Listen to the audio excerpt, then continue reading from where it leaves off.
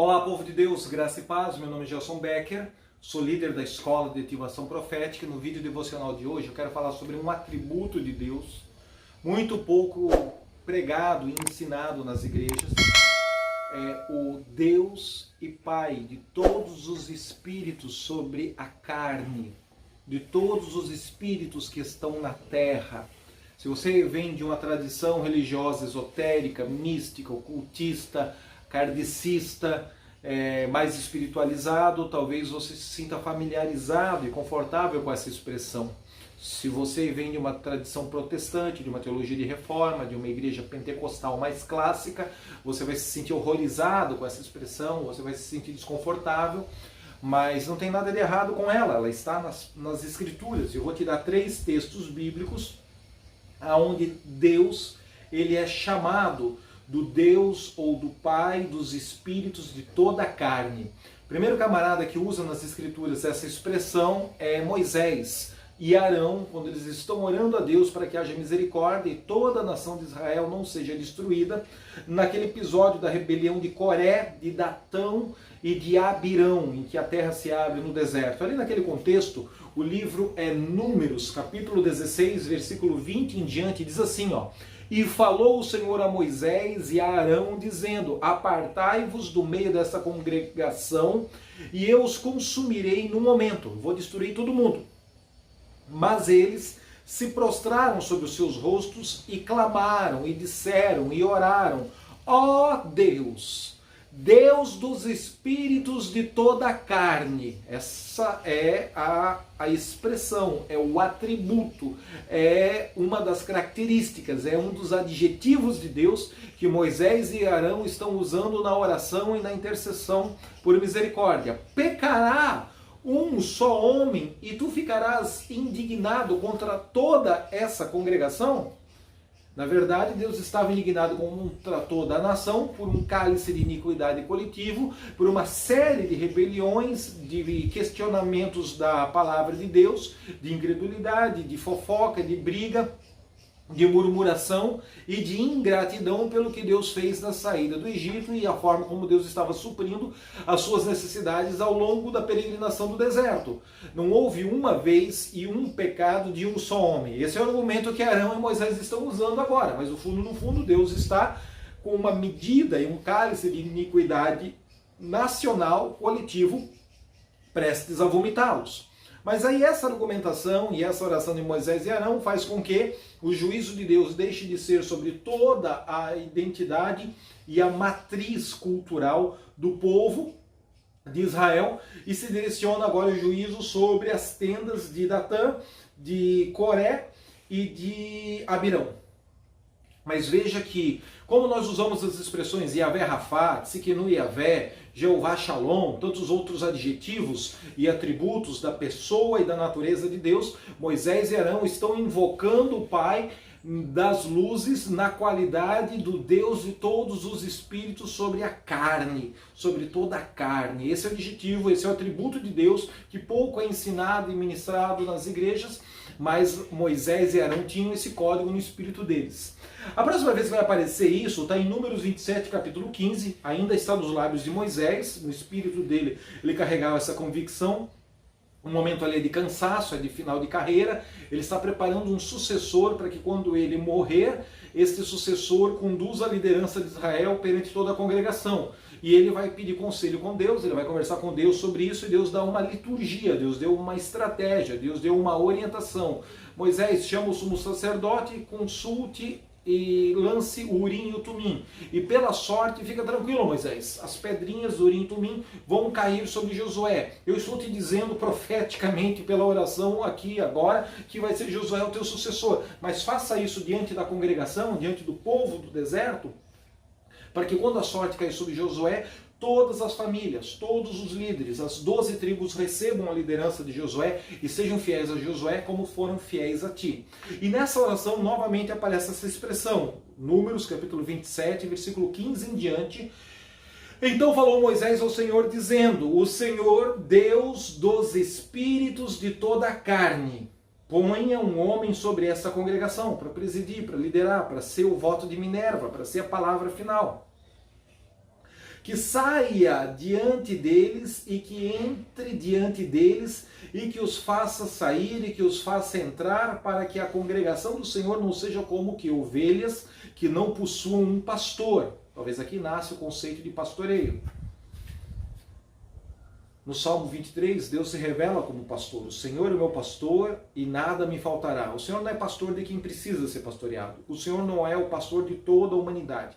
O Senhor é o pastor de quem o elege como o seu pastor, quem faz um pacto de obediência à palavra de Deus e de se relacionar com o pastor Jesus pela instrumentalidade dos pastores vocacionados por ele aqui na terra.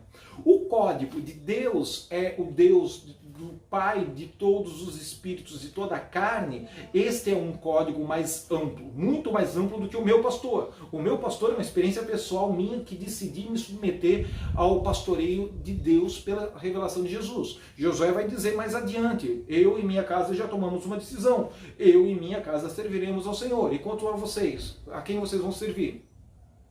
Então veja que Deus não é pastor de quem precisa ser pastoreado. Todos precisamos ser pastoreados, mas Deus é pastor daquele que o elege e faz um pacto e vive na dimensão dessa relação de mentoria e de obediência espiritual. Agora, o código do Senhor é o Deus de todo espírito sobre a carne, é um código subjetivo, é um código amplo, é uma revelação de que Deus é o que dá o fôlego de vida para todos os que existem. Não tem a necessidade de crer que Deus existe ou fazer um pacto de aliança e obediência com esse Deus. Simplesmente tem o compromisso e a prerrogativa de existir. O Espírito veio de Deus e o Espírito volta para Deus. Por isso se torna um pacto mais amplo. Versículo 17. O que esse pastor vai fazer? Sair de diante deles, entrar diante deles e os fazer entrar para que a congregação não seja como ovelhas que não têm pastor. Verso 18. Então disse o Senhor a Moisés: toma Josué, filho de Num, homem em quem há o Espírito, já é aqui o Espírito Santo de Deus, o Espírito com E minúsculo, e impõe a tua mão sobre ele, e apresenta-o perante Eleazar, o sacerdote, e apresenta ele perante toda a congregação. Veja que Moisés é um cara vertical com Deus, Moisés está honrando e respeitando o sacerdote Eliezer. Veja que Moisés é um cara que Deus falou com ele face a face, 40 dias, 40 noites do Sinai. Recebeu as tábuas, os 10 mandamentos. Moisés orava e saía uma luz do rosto, ele botava um véu para a turma não perceber que meia hora, 40 minutos, 2 horas depois a luz parava de irradiar do seu rosto. Estou falando do cara mais vertical e mais sobrenatural da Bíblia, Moisés. E Moisés, que é um cara de milagres, honra a unção de Eliezer, honra a figura do sacerdote. Moisés não dá uma de louco de querer sair administrando a sua oferta, dando para os mendigos da rua, sem reconhecer que a unção e a autoridade de Deus sobre Eliezer é importante para ele, embora ele seja o cara mais sobrenatural e místico, mais vertical de toda a Bíblia. Agora, ele passa pela unção de Eliezer, Eliezer obedece ao Senhor. Moisés vai impor as mãos sobre Josué, Moisés vai transferir a unção sobre Josué, mas Eliezer, o sacerdote, perante toda a congregação, está agora jogando Urim e Tumim, e dá-lhe as tuas ordens na presença deles. Faça oração, dê os decretos, comissiona Josué para te substituir, honrando a unção do sacerdote Eliezer perante toda a congregação, perante as 12 tribos de Israel. E põe sobre ele a tua glória, ou seja, pega um fragmento da unção que está sobre você, Moisés, e coloca sobre Josué. Aqui é uma chave de transferência de unção, aqui é uma chave de impartição de espírito, como Elias e Eliseu. Versículo 21, e apresentar-se-á perante Eliezer, o sacerdote, o qual por ele consultará o Senhor, segundo o rito do juízo do Urim e do Tumim. 2 pedras, luz e revelação, Urim e Tumim, luz e revelação, as 2 pedras do sumo sacerdote, que estava na estola do sumo sacerdote. Tudo isso perante o Senhor, em uma atmosfera de honra, de adoração e de invocação do nome do Senhor. Conforme a sua palavra sairão e conforme a sua palavra entrarão, ele e todos os filhos de Israel com ele, e toda a congregação. E fez Moisés como o Senhor lhe ordenara, porque tomou a Josué e apresentou-o perante o Eliezer, o sacerdote, e este o apresentou perante toda a congregação, e sobre ele impôs as suas mãos e lhe deu ordens. bênçãos, decretos, palavras de impetração de comandos espirituais sobre como o Senhor lhe falara por intermédio de Moisés. E Josué agora passa a ser ungido como um líder para substituir Moisés diante de todas as 12 tribos de Israel. Moisés ainda não morre, daqui a pouco ele vai morrer, mas Moisés está obedecendo o rito e o caminho e a estratégia que Deus deu para escolher o sucessor. O que é jogar a sorte? O que é lançar a pedrinha do Urim e do Tumim? É a forma como o sacerdote consulta a presença de Deus, a vontade de Deus, o discernimento de Deus. O sacerdote, ele pergunta sim, não ou continue orando. Ele joga as pedrinhas num ambiente de oração. Veja que no Novo Testamento escolheram Matias para substituir Judas, o Iscariotes, lançando a sorte, Atos capítulo 1. Veja que Davi muitas vezes adorou ao Senhor, invocou o nome do Senhor, consultou o Senhor pelo Urim e Tumim, se entrava numa guerra contra os filisteus ou não entrava numa guerra contra os filisteus, se entrava nessa batalha ou não entrava nessa batalha, se Deus ia dar vitória ou não ia entregar os inimigos na mão dele.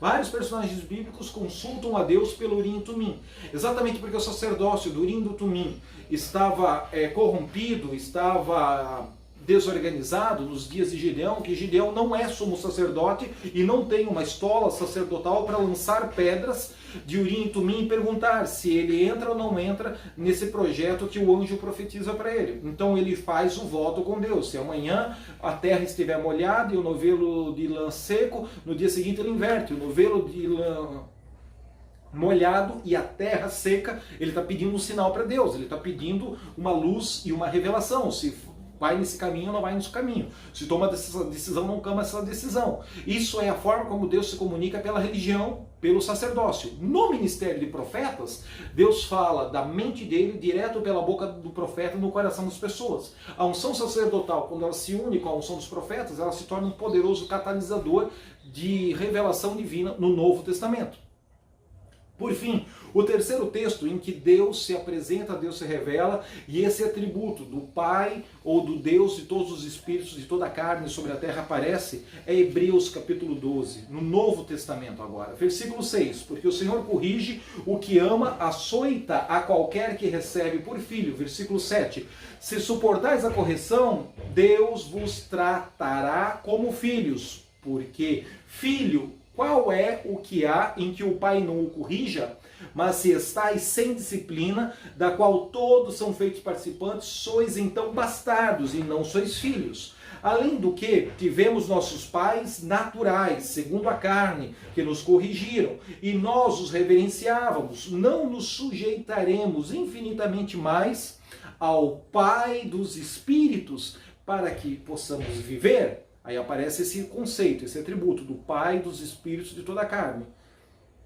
Porque aqueles que, na verdade, por um pouco tempo nos corrigiam, como bem lhes parecia, mas este, ou seja, o Pai de todos os Espíritos, para nosso proveito nos corrige, para sermos participantes da sua santidade. A correção de Deus nos torna participantes da santidade de Deus. E, na verdade, toda a correção no presente não parece ser de alegria, de gozo, de felicidade, senão de tristeza. Mas depois de um tempo produz o fruto pacífico de justiça, nos exercitados por esta justiça. Portanto, tornai a levantar as mãos cansadas, tornai a levantar os joelhos desconjuntados ou trementes, e fazei restaurar veredas antigas, veredas retas, veredas direitas, para os vossos pés, para que o que manqueja não se desvie inteiramente do caminho do Senhor. Antes, o que manqueja seja sarado, curado, restaurado ao caminhar, restaurado ao caminho santo do Senhor. Agora, ainda no capítulo 12, lá no versículo 22, mas chegastes ao monte santo de Sião, à cidade do Deus vivo, a Jerusalém celestial, e aos muitos milhares de anjos, à universal assembleia. Chegaste à igreja dos primogênitos, que estão inscritos nos céus, e se achegaste a Deus, o juiz de todos, e aos espíritos dos justos aperfeiçoados, e se se achegaram a Jesus, o mediador de uma nova aliança, e ao sangue da aspersão, sangue que fala melhor do que o sangue de Abel. Qual é o clamor do sangue de Abel no Antigo Testamento? Pai, eu quero vingança, eu quero juízo, eu quero justiça. Caim me assassinou, e o meu sangue inocente clama da terra pedindo que Deus castigue Caim, faça vingança, porque Caim matou o irmão inocente. O sangue de Jesus não pede isso, o sangue de Jesus é inocente, mas o sangue de Jesus clama, Pai, perdoa, porque eles não sabem o que fazem, tem misericórdia deles, dá uma segunda chance. E o sangue de Jesus, o sangue da aspersão, fala mais alto do que o sangue de Abel. Ele não pede vingança, ele pede misericórdia, ele pede perdão, ele pede que a gente amadureça.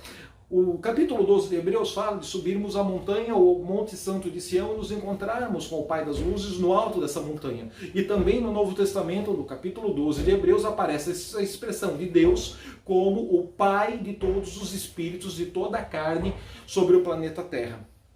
Eu não sei qual desses três textos mais falou e mais ministrou o seu coração. Eu sei que esse Deus e esse Pai que deu o fôlego de vida, que deu o sopro de existência para mim e para você, Ele também quer que nós nos relacionemos com Ele como filhos maduros e não sejamos filhos bastardos. Porque quando Ele disciplina, Ele exorta, Ele puxa a nossa orelha, Ele permite a pedagogia da dor para nos aperfeiçoar.